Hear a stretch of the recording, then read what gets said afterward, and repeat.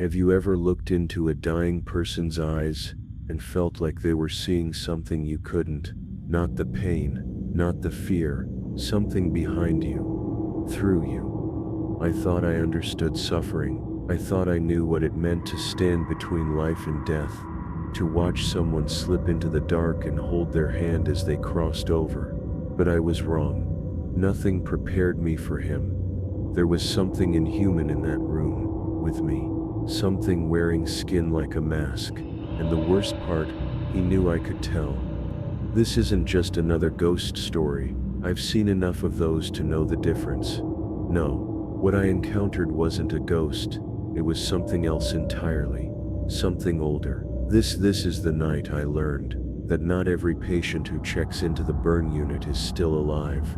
This is the night that opened my eyes. My name is Lucas Hale. I've been a nurse for over 15 years, 10 of those in trauma and critical care, and 3 of them specifically in the burn unit.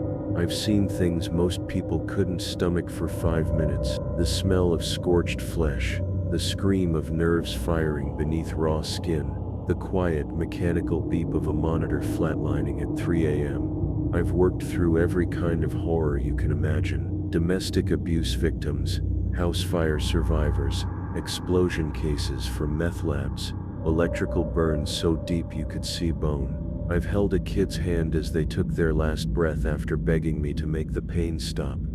That kind of work doesn't attract the soft-hearted. You have to be grounded, clinical, not cold but focused. There's no room for panic when someone's skin is literally peeling off in your hands. I was good at what I did.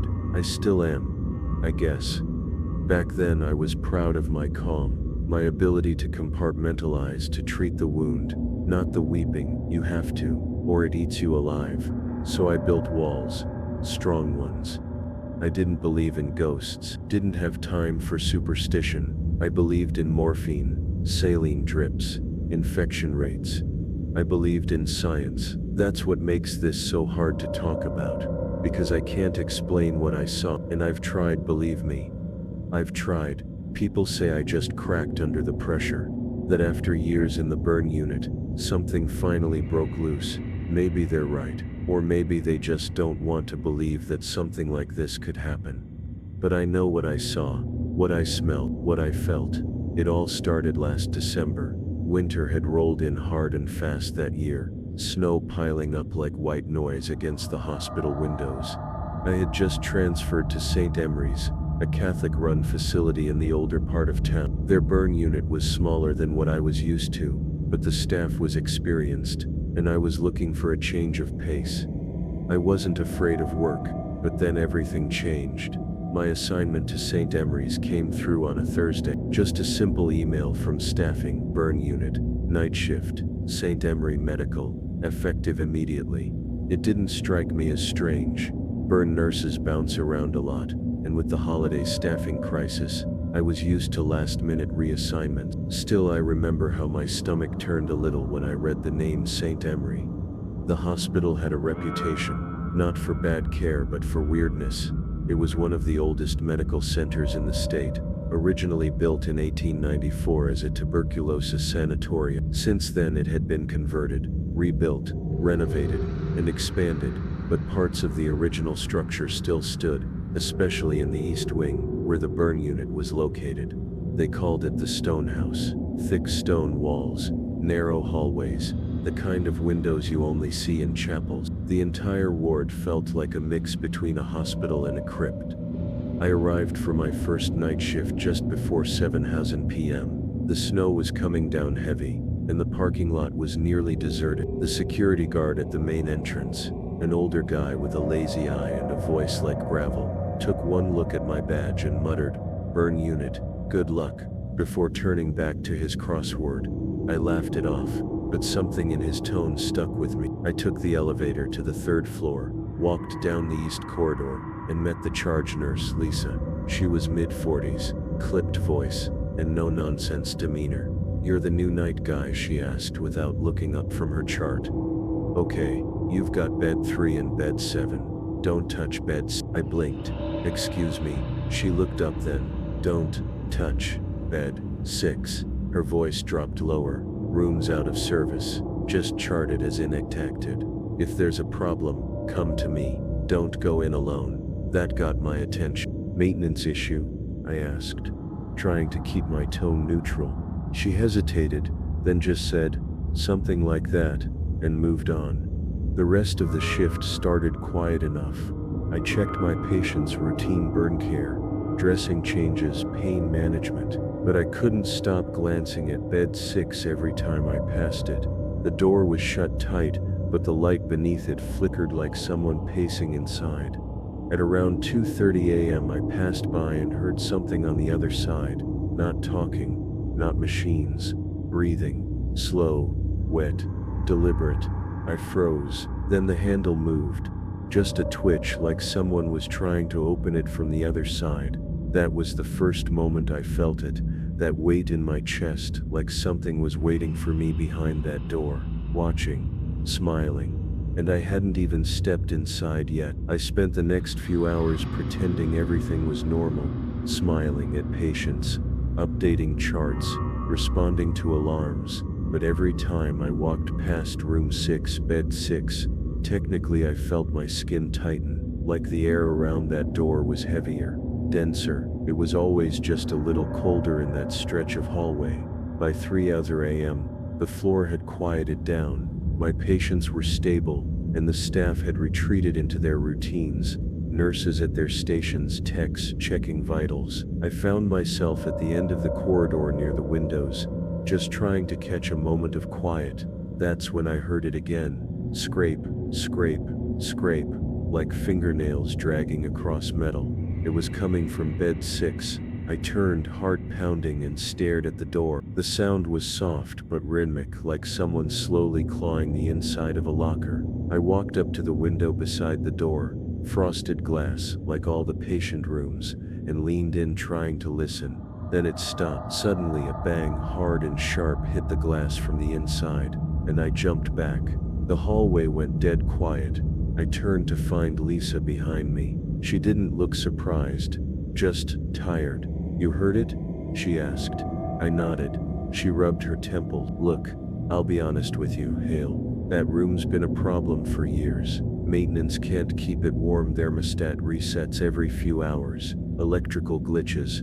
Machines shut off or reboot in the middle of the night for no reason. It's not just one thing. And the noise. Lisa gave me a hard look. Some people say it's just the pipes. Others say it's something else. Doesn't matter. We keep the door shut, and we don't put patients in there unless we have to. But it's not empty now, is it? She didn't answer, just walked away. Later that shift, I checked the logbook. Bed 6 wasn't listed as occupied, not even as inactive. It wasn't listed at all. I opened the electronic charting system. No patient file, no history, nothing. I tried to tell myself it was just a clerical error, a glitch, but that's when I noticed something else. Scratch marks along the inside of the door frame, thin, shallow grooves, like something had tried to pry the door open from the inside. I ran my fingers across them, still and above the bed, through the tiny glass window. I saw something on the wall. It looked like letters, smeared across the paint in what I hoped was old blood. They spelled one word: stay. The next night, I came in early. I couldn't let it go. I needed answers. While the others got settled, I took a detour to the archives on the ground floor. The hospital kept decades of physical patient records down there. Rows and rows of dust-covered binders in locked cabinets. I wasn't technically supposed to access them without permission, but curiosity is a powerful thing. I searched by room number, bed 6, nothing. Then I tried the older naming convention, back when that room was part of a separate burn observation ward. Room 3, a slim folder almost brittle with age. No electronic record, no backup file. The patient's name was Andrew Calder, admitted in 1987. Severe third-degree burns across 80% of his body from a chemical fire at a textile plant. He was placed in isolation due to infection risk. But the notes, they didn't read like standard medical reports. Patient complains of persistent whispering at night, refuses morphine, claims it feeds the thing inside him. Security required after patient gouged symbols into his own skin using feeding tube clip. The last entry, dated April 3rd, 1988. Patient declared deceased at 3:17 a.m. Vital signs ceased, but body remains warm. No lividity after 12 hours. Doctor requested post-mortem, but family intervened. Body taken off record. No discharge form filed. No funeral. No documentation. No official death. Back upstairs, I couldn't shake what I'd read. I stood outside bed 6 again, staring at the door.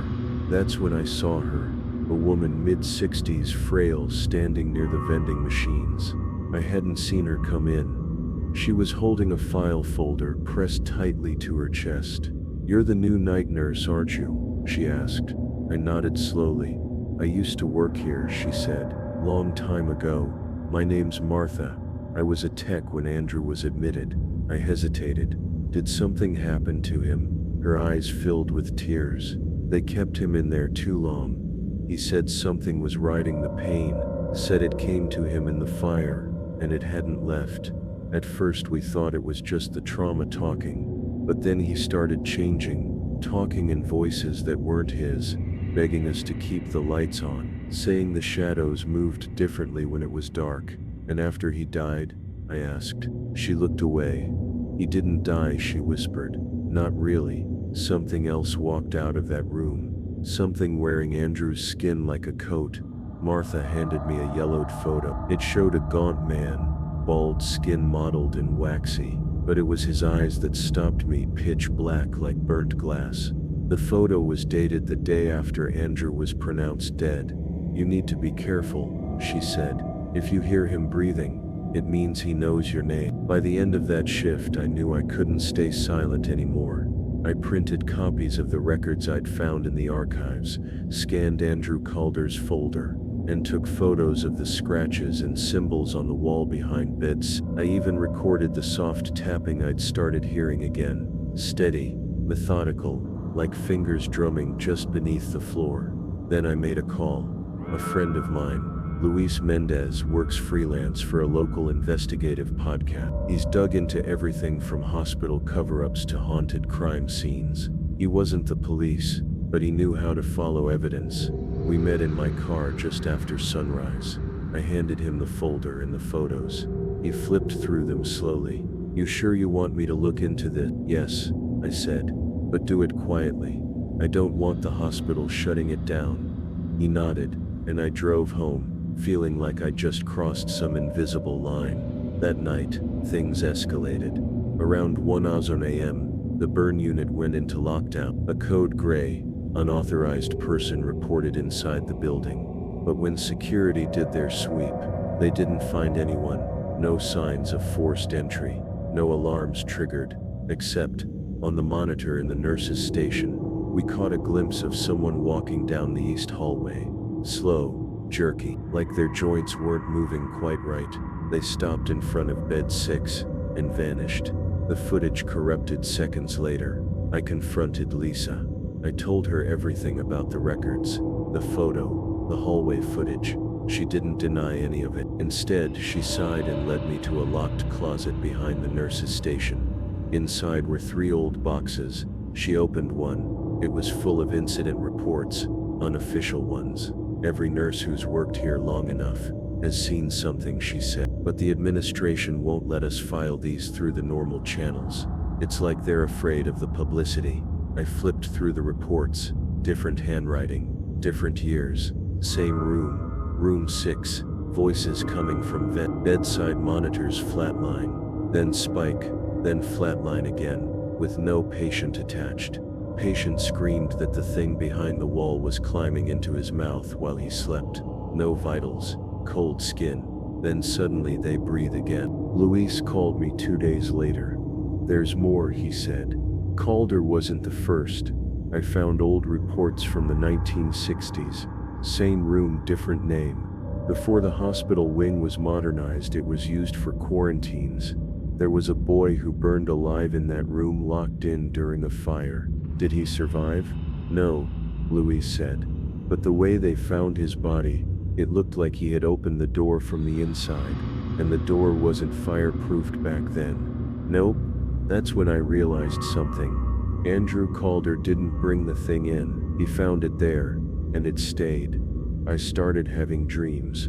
Not the kind that fade when the alarm goes off, but thick, smothering things that clung to me like the smell of infection. In every one, I was standing in that room. The lights flickered. Machines beeped in rhythms that felt intentional, like Morse code, and there was always someone in the bed, covered in gauze, breathing through charred lungs. But when I stepped closer, the figure in the bed would open its eyes.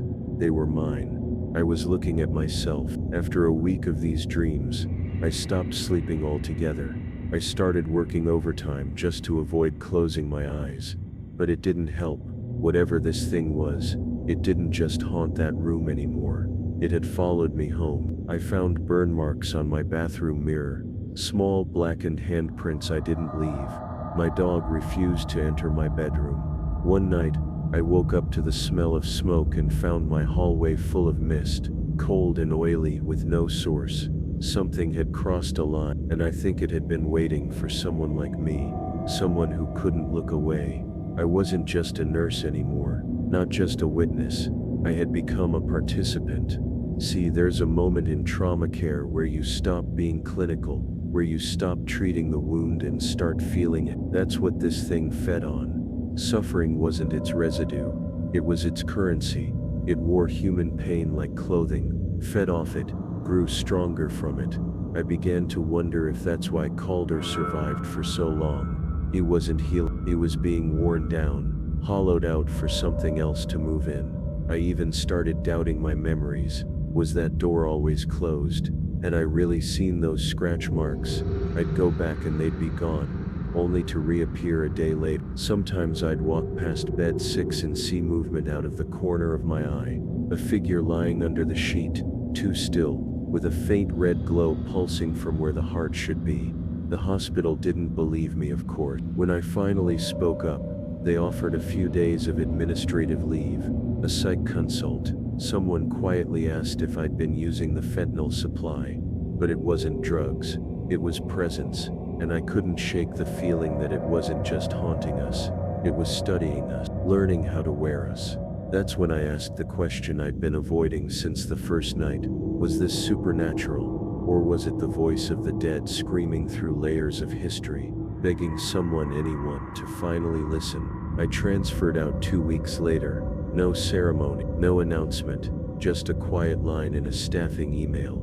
Lucas Hale reassigned to general surgical recovery, effective immediately. I didn't argue. I didn't even pack up my locker. I just walked out one night and never went back. But even now, sometimes, I wake up in a cold sweat, certain I've heard that breathing again. I moved across the city, changed my number, got a dog, big one this time, mean bark. I thought I could start over, that maybe it was just stress, burnout, a long string of night shifts finally catching up to me. But there's something about working with the dying that changes you. You start to feel things you can't explain. The cold pockets in a warm room, the way time seems to bend around certain beds, the way some patients stare at the ceiling, not in pain, not in fear, but in recognition, like they've seen what's waiting, and it's looking back. I still see the signs sometimes, in other wards, other hospitals, patients who complain of voices in empty rooms, lights that flicker when no one's watching, alarms that go off with no patient attached, and always at the edge of the ward, a bed no one wants to talk about. I don't pretend to understand it anymore. Maybe it's supernatural, maybe it's psychic residue, pain baked so deep into the walls that it starts to speak. Or maybe it's something older than any of that, something that came long before medicine, something that's been following suffering since the beginning of time, feeding off our agony, hiding behind our science, waiting for us to look away. But I don't look away anymore. I've changed. I'm not the calm clinical professional I used to be. I'm not the nurse who could smile while scrubbing down third-degree burns. Now, I listen to the silence, to the scratching, to the whispers between breaths, because I believe those voices deserve to be heard, not just for them, but for us. They're a warning, and if we keep ignoring them, One day we won't hear the difference between the living and the dead. It's been 9 months since I left St. Emery's. Sometimes I think about going back just to see if room 6 is still sealed off, but I never do. Something about that place, it changes you. Not in one big moment, but slowly. Like a shadow creeping up behind you that only shows itself when you stop moving. I used to believe in protocol, in procedure, in evidence. Now, I believe in patterns, and in pain that doesn't die. I've kept a journal since then. Not for therapy, just to record names, times, temperatures. I've tracked anomalies at 3 different hospitals. Similar incidents, patients assigned to certain rooms reporting identical visions, symbols scratched into bed frames, blackouts that last exactly 3 minutes and 17 seconds. 3:17 a.m. that number keeps showing up. It was the time of Calder's death. The time the security footage at St. Emery's glitched. The time my own smoke alarm went off with no fire. It's as if something is marking time by that hour. Its own rhythm, its own clock. I don't think it's tied to one building, or even one spirit. I think it's a phenomenon, a sentience formed from suffering itself, drawn to the deepest wounds we try to cover up. Hospitals, morgues, burn units, places where people scream quietly and the world turns its back. I still work nights, still wear the scrubs, but I'm not the same nurse who started this journey. I don't tune out the whispers anymore. I don't brush off the weird cold spots, or the flickering monitors. I notice, and I make sure someone else does too. I've started talking to the new nurses quietly, carefully. I don't tell them everything, but when they see something they can't explain, I listen. I believe them, because no one believed me, not when it mattered. They say death is final, but what if it isn't? What if there's something in between? Something that thrives where death meets denial. Something that survives in the forgotten beds, the unswept corners of the ICU. The locked doors we stop questioning. What if every act of suffering leaves behind an echo, and all those echoes eventually start to listen to each other? I think about Calder often, or whatever was wearing Calder's skin. Maybe he was the first, or maybe he was just the first to get caught. Either way, he opened something, and now it's listening back. I sometimes dream of the burn unit. Not the people, not the procedures, just the silence. That thick, waiting kind of silence that fills a room after a scream is cut short, like the walls themselves are holding their breath. Like they remember. In the dream I'm walking past bed 6, but this time, the door is open, and inside, there's no patient, only a shape, charred and blackened, standing upright at the foot of the bed. I can't see a face, just smoke, curling upward from where its eyes should be. It doesn't move, but I feel it watching me. Every single time I wake up choking, not from fear, not even from smoke, but from the sense that I brought something back with me. There's a room in every hospital, sometimes sealed, sometimes open, sometimes disguised as a storage closet, or labeled under renovation. But you'll know it. The second you pass by, you'll feel that same pressure on your chest, that same drop in temperature, that whisper at the edge of your hearing that you can't quite translate. If you feel it, don't ignore it. Don't shrug it off like I did. Because once it notices you, it doesn't forget. I used to think my job was to heal people, to clean wounds, reduce suffering, help them leave the hospital a little more whole than when they came in. But now I understand. Some wounds aren't on the body. Some patients don't leave. And some things, whatever they are, aren't looking to be healed. They just want someone to see, to acknowledge them. Because that's what this was in the end. Not a haunting, a recognition, a place where suffering became sentient. And I was stupid enough to look it in the eye. People ask me why I left the burn unit. Why I walk a little slower through the darker hallway. Why I flinch when the power flickers. Or a patient murmurs something that doesn't match their meds. I don't tell them the truth. Because once you've heard that breathing, Once you've seen those black eyes behind burned skin, you know the truth doesn't help. It only opens the door wide. So if you're ever working the night shift and you hear slow, wet breathing from an empty room, don't open the door. And whatever you do, don't answer if it says your name.